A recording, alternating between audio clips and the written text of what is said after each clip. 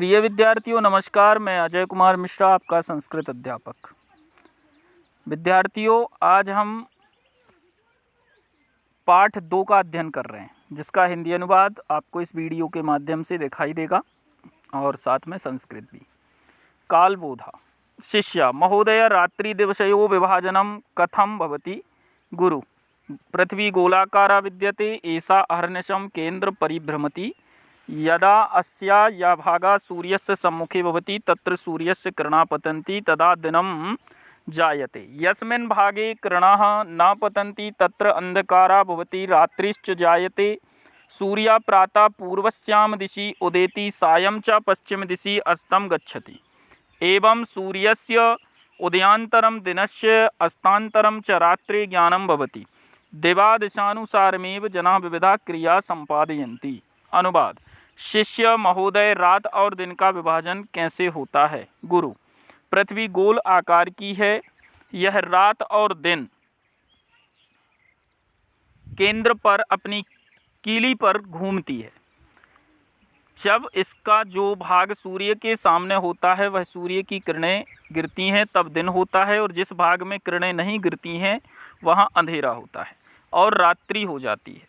सूर्य प्रातःकाल पूर्व दिशा में उदित होता है और सायंकाल को पश्चिम दिशा में छिप जाता है।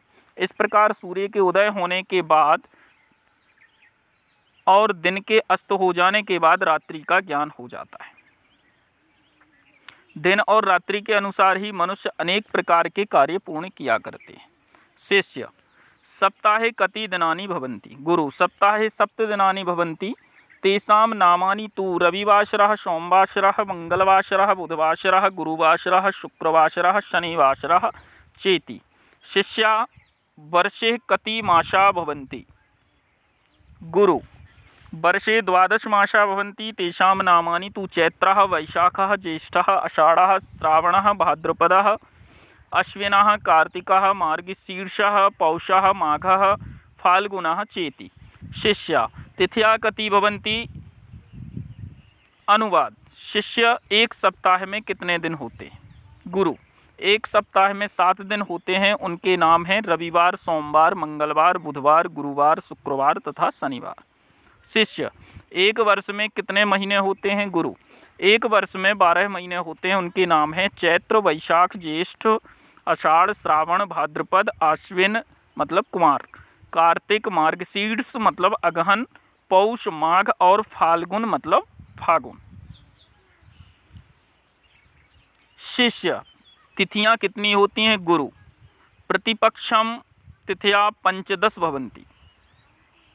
यथा प्रतिपदा, द्वितीया, तृतीया, चतुर्थी, पंचमी, षष्ठी, सप्तमी, अष्टमी, नवमी, दसवीं, एकादशी, द्वादशी, त्रयोदशी, चतुर्दशी, पूर्णिमा, अमावस्या वा। मासे 2 पक्षो भवता, शुक्लपक्षः, कृष्णपक्षः चेति। शुक्लपक्षे पूर्णिमा, कृष्णपक्षे च अमावस्या भवति। शुक्लपक्षे चंद्रा क्रमशः वर्धते, पूर्णिमायां सह पूर्णतां प्राप्नोति, सा 15 कलाभिः पूर्णा भवति। कृष्णपक्षे च क्रमशः क्षयं प्राप्नोति, प्रतिदिनं तस्य एका कला क्षीयते, अमावस्यायां सह पूर्णरूपेण लुप्ता भवति। अनुवाद। गुरु, प्रत्येक पक्ष पाख में 15 तिथियां होती हैं, जैसे प्रतिपदा पड़वा, द्वितीया दोज, तृतीया तीज, चतुर्थी चौथ, पंचमी पाँचें, षष्ठी छठ, सप्तमी सातें, अष्टमी 8, नवमी नौमी, दसवीं एकादशी 11, द्वादशी त्रयोदशी 13, चतुर्दशी 14, पूर्णिमा पूर्णमासी या पूनो अथवा अमावस्या मावस।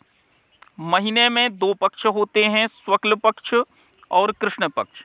शुक्ल पक्ष में पूर्णिमा और कृष्ण पक्ष में अमावस्या होती है।